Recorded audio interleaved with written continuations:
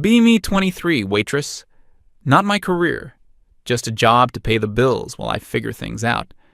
I'd say I'm reasonably attractive. I take care of myself. I have a good group of friends. Life is pretty normal.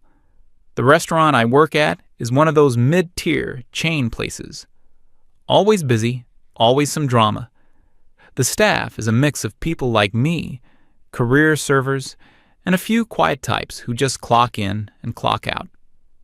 One of these guys was Henry. Henry was probably my age, maybe a year or two older.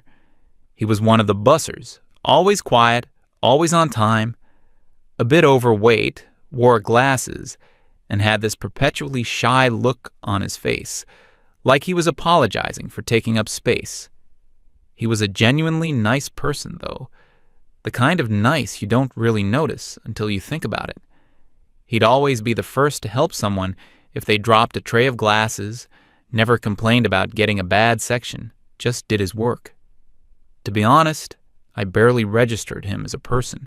He was just part of the background, like the kitchen doors or the soda fountain. My friends and I, the other waitresses, we were in our own little world. We'd gossip about customers, complain about the managers, talk about our dating lives. Henry was never part of that. He was just there. I never treated him badly, but I definitely looked down on him. It was an unconscious thing. He was at the bottom of the social ladder, and I was somewhere comfortably in the middle, maybe a little higher. That's just how my brain sorted people. The whole thing started a few months back, maybe late spring. It was a slow Tuesday night. A few of us were crammed in the back staff room during a lull. I was on my phone, scrolling, half listening to my friends Jessica and Chloe talk about some guy from the night before. Henry was at the little table with one of the dishwashers, eating some leftover breadsticks.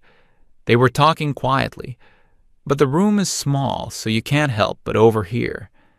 The dishwasher asked him something about dating. Henry let out this heavy sigh, the kind of sound that's more tired than sad. He started talking about some girl he'd been messaging on a dating app for a week. He said she seemed really great. They liked the same shows, same music. He was genuinely excited. He mentioned they were finally supposed to meet up this weekend. But then, yesterday, she sent him this long message. Her laptop had supposedly died right before a huge deadline for a freelance project she was working on. She told him she was in a panic because if she didn't get it fixed, she'd lose the client and couldn't make rent. She asked him if he could possibly lend her $100 just until she got paid on Friday. She swore she'd pay him back the moment they met. I physically rolled my eyes. I couldn't help it. Henry was telling the dishwasher that he felt bad for her, but something felt off. He said a similar thing had happened a few months ago with a different girl who needed money for a vet emergency. He sent that girl the money, and she vanished, blocked his number, unmatched him. He was saying he thought this new girl was different, but he was scared. That's when I cut in. I didn't mean to be as harsh as I was, but the words just came out. I said something like, "You don't actually believe that, do you?" The room went quiet. Henry looked up at me, startled. His face got all red. I didn't stop. I told him it was the most obvious, pathetic excuse I'd ever heard. I asked him if he really thought girls online were that desperate to talk to him that they'd invent these elaborate stories. It was mean, I know that now, but at the time, it felt like I was stating an obvious truth. He tried to defend himself, stammering a little. He said it happens more than you think, that a lot of profiles aren't real and they prey on guys who are lonely. I just laughed. Not a nice laugh. It was condescending. I told him he was being ridiculous, that he was probably just coming on too strong, making these women uncomfortable, and they were making up excuses to get away from him without hurting his feelings. I said, "No offense, Henry, but you're not the type of guy that sophisticated scammers are trying to honey trap. You're just bad at reading signals." The cruelty of that sentence didn't even register with me. He just stared at his hands. The dishwasher suddenly got very interested in a crack in the wall. My friends were snickering behind me. I felt powerful, like I'd just won an argument and put someone in their place. I told him he should stop blaming women for his problems and maybe work on his conversation skills. Then I stood up, said our break was over, and walked out, my friends following me. Henry didn't say another word. He just sat there. Later that night, closing up, my friends and I were talking about it. Jessica said he was giving off major nice guy vibes. Chloe agreed, saying that guys like that always invent conspiracies about women because they can't handle rejection. They told me I was totally right to call him out. It was an echo chamber. Everything they said just reinforced my opinion. I felt completely justified. I saw myself as this champion of common sense, and Henry was this delusional guy living in a fantasy world of internet villains. I painted a whole picture of him in my head. A guy who sits in his mom's basement, complaining on forums about how all women are terrible, when in reality, he's just awkward and has no social skills. That was my neat little box for him, and it made me feel secure in my own worldview. A week or two went by. I barely thought about it. I avoided Henry, and he definitely avoided me. The atmosphere was a little awkward, but life went on. That weekend, I was at a friend's place for a small get-together. Mostly my crowd, but also some of my friends' other male friends who I knew, but not super well. We were all just hanging out, having a few drinks. The topic of bad dates came up, as it always does. I thought it would be a funny story, so I brought up the incident with Henry. I told it in a way that made me sound smart and witty, and made Henry sound like a clueless loser. I got to the part about the broken laptop and his theory about scammers. I was expecting all the guys to laugh and agree with me, but they didn't. There was this awkward silence for a second. Then one of the guys, Mark, a pretty normal, successful dude who works in IT, just looked at me seriously. He said, "Your coworker isn't wrong, you know." I was taken aback. I asked him what he meant. Mark explained that it's a huge industry, scams targeting lonely men. He said there are entire call center type operations in other countries that do this.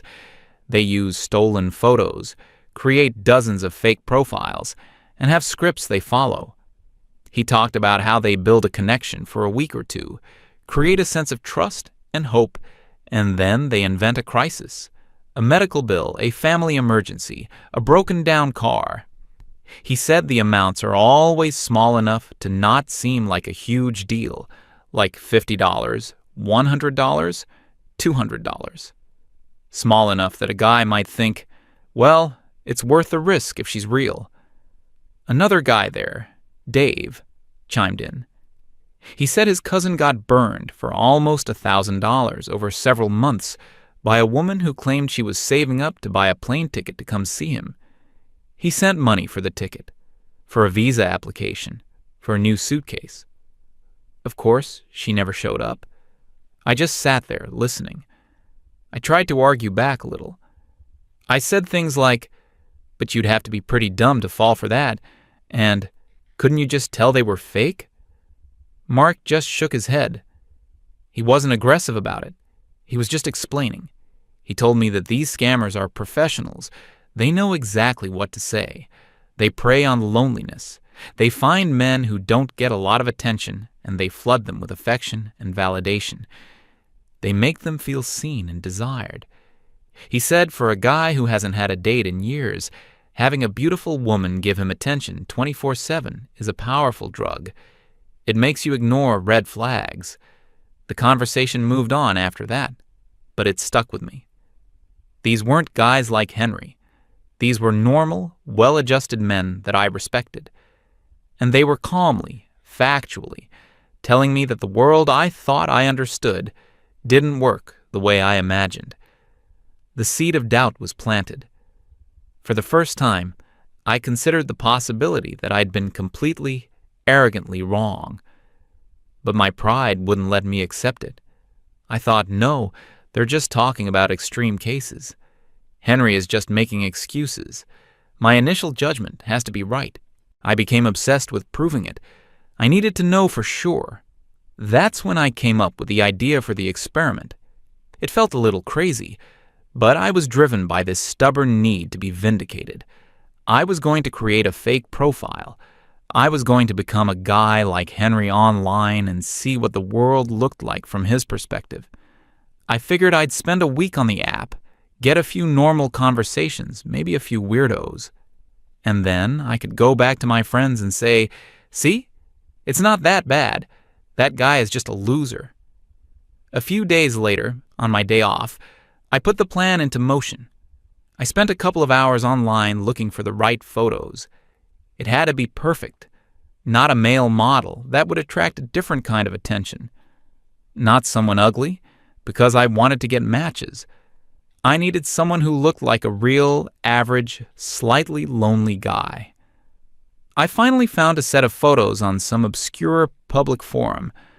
A guy in his late 20s, a bit of a dad bod, thinning hair but a kind, gentle smile. He had a picture of him with a golden retriever. Perfect. He looked like someone who would be genuinely looking for love. He looked like a target. I created a new email address. I downloaded the same dating app Henry had mentioned. I started building the profile. I called him Leo. For the bio, I tried to channel everything I imagined Henry would write. I kept it simple, sincere, and a little bit vulnerable. Just a regular guy who works a lot. Enjoy video games, hiking with my dog, and quiet nights in. Tired of the bar scene and hoping to find a real connection with someone kind. Not great at these things, but giving it a shot. I cringed as I wrote it, but it felt authentic. I selected the best photos of my fake man, uploaded them, and set the preferences. My heart was pounding a little. It felt like I was some kind of undercover agent about to go on a secret mission. I sat back, looked at the completed profile, and took a deep breath. I swiped right on a few dozen profiles to get the ball rolling. Then I put my phone down, telling myself I'd check it in the morning. It didn't even take 5 minutes. My phone buzzed. "You have a new match." Then it buzzed again, and again. Before I went to bed that night, Leo had over 20 matches.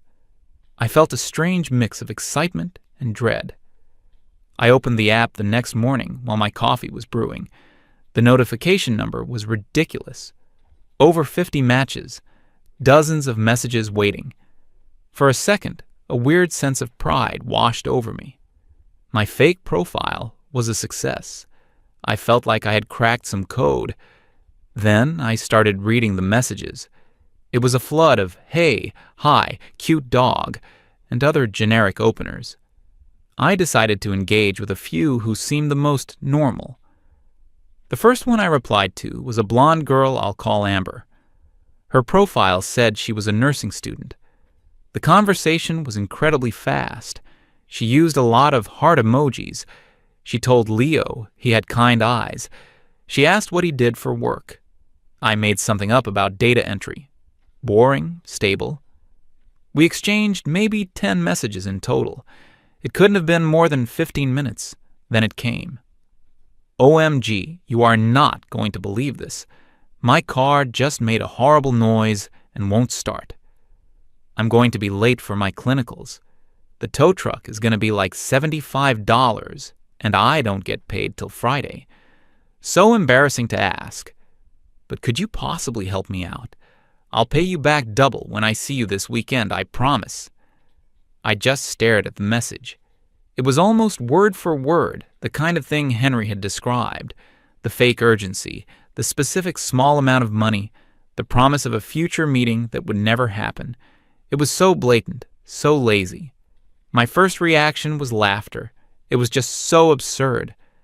I felt like yelling, "You were right, Henry," at my empty apartment. I screenshotted it, feeling like I already had all the proof I needed. This was my smoking gun. I unmatched her without a reply. One down. I moved on to the next girl, Crystal. Her photos were a little too professional, but I gave her the benefit of the doubt. Crystal was a master of compliments. Everything Leo said was so sweet or so interesting. She laid it on thick, telling him he seemed so different from other guys online, more genuine. The irony was physically painful. We talked for about an hour. The conversation never got deep. It was all surface-level flirting. When I suggested maybe we could grab a coffee sometime, her tone shifted. She said she was a little shy about meeting people from apps right away.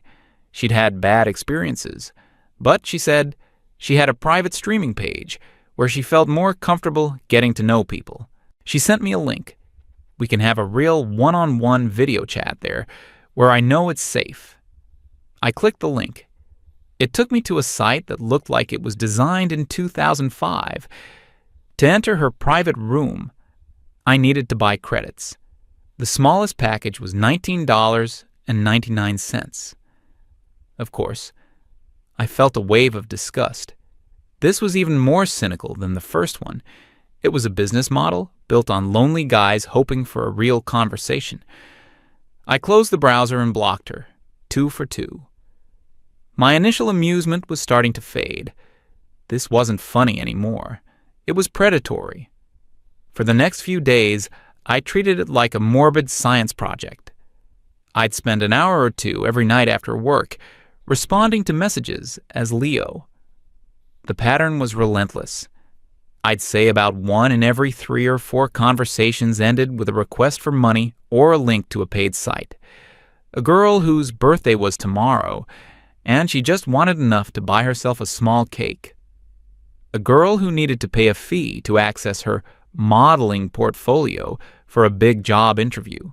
A girl who accidentally overdrafted her account buying groceries and just needed $40 to avoid bank fees. It was an endless parade of fabricated micro-crises. They all used the same language. They all praised Leo for being such a good listener, so understanding. They were all grooming him for the eventual ask. The most disturbing one was a girl named Sarah. We talked for 3 whole days. She was different. She seemed patient. She asked about Leo's life, his dog, his boring job. She shared stories about her own life. She told me about her little sister, who she was basically raising on her own.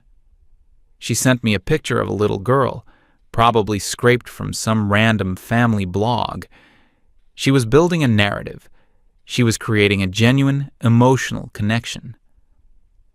I found myself almost forgetting I was Leo. I was getting invested in her fake story. On the 3rd day, she told me her sister was sick. She had a bad asthma attack and had to go to the emergency room. She said she didn't have insurance, and the bill for the breathing treatment and medication was a few $100s. She didn't ask for money directly, not at first. She just talked about how scared she was, how she didn't know what she was going to do, how she felt like a failure for not being able to provide for her sister. It was a masterpiece of emotional manipulation. She was making Leo feel like he was the only one she could turn to, the hero who could swoop in and solve her problems. Then, finally, she sent the message. "I hate myself for even asking this. You've been so kind to me. But is there any way you could help with the pharmacy bill? Even just a little bit would be a miracle right now." That one hit me hard. It wasn't a clumsy, quick scam like the others. This was cruel. It was weaponized empathy. I thought about Henry. I imagined him getting these messages, his big, kind heart wanting to help this poor girl and her sick sister.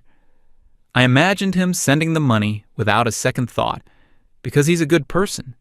And I imagined Sarah getting the notification and just moving on to her next target. I felt sick to my stomach. I blocked her, my hands shaking a little. I didn't touch the app for the rest of the week. I couldn't. The experiment was over. My hypothesis was not just wrong, it was embarrassingly, catastrophically wrong. The world I had so confidently explained to Henry was a complete fantasy. The reality was a digital minefield, and he was walking through it every day, just hoping to find one person who was real. The shame hit me like a physical blow. I remembered my words to him in the break room. You're just bad at reading signals. Nobody is trying to scam you. Stop blaming women for your problems. Every syllable echoed in my head, dripping with my own arrogance and ignorance. I hadn't just been wrong. I had been cruel. I had taken his genuine hurt and vulnerability and used it to make myself feel superior in front of my friends. I had kicked a man who was already down. For what? For a cheap laugh and a feeling of being right. The next day at work was torture. I saw Henry by the bus station, clearing trays. He had his head down, working methodically, lost in his own world. He looked so harmless, so tired. My chest tightened. I felt an overwhelming urge to go over there, to tell him everything, to say, Henry, I am so sorry. You were right. I was a complete idiot, and what I said to you was horrible. I took a step towards him, but then I saw Jessica and Chloe at the server station, watching me. I saw the other staff moving around. My entire body froze. What would I even say? How do you admit to something like that? Hey everyone, you know that guy I humiliated last week? Well, I created a fake online identity to prove him wrong, but it turns out he was 100% right, and I'm actually a terrible person. They would think I was insane. I would be the office joke for months. My pride, my social standing, all of it just formed a wall in front of me. I couldn't do it. The shame was too great. The embarrassment was paralyzing. So I turned around and walked back to the kitchen, my heart feeling like a lead weight. Henry glanced up for a second as I passed. Our eyes met for a fraction of a second. There was no anger in his expression, just nothing. It was like he didn't even see me anymore. That was somehow worse than if he'd been angry. I had made myself irrelevant to him. It's been a couple of weeks since then. I've been trying to be nicer to Henry, in small ways. I'll say thank you when he clears my table. I'll make sure to save him a piece of staff meal if he's on a late break. Pathetic, I know. It's nothing. It's the coward's apology. He's polite back, but distant. The damage is done. I can't undo that public humiliation. I can't bring myself to confess to him. I can't bring myself to confess to my friends, who still make jokes about him sometimes. Every time they do, a piece of me just shrivels up. I just stay quiet. So that's why I'm writing all this out here. I can't say it to anyone's face, but the guilt is eating me alive. I needed to put it somewhere. To admit what I did, even if it's to a bunch of anonymous strangers on the internet. Henry was right. About everything. It's not a conspiracy theory. It's real. And it's awful. I was so wrapped up in my own simplistic view of the world that I couldn't see the reality that was right in front of me. To any of you guys out there dealing with this stuff, I'm sorry. I'm sorry on behalf of every person like me who dismissed you, who laughed at you, who told you it was your own fault. We were wrong. You were right. And Henry, if by some 1 in a billion chance you ever read this, I'm sorry. I truly am.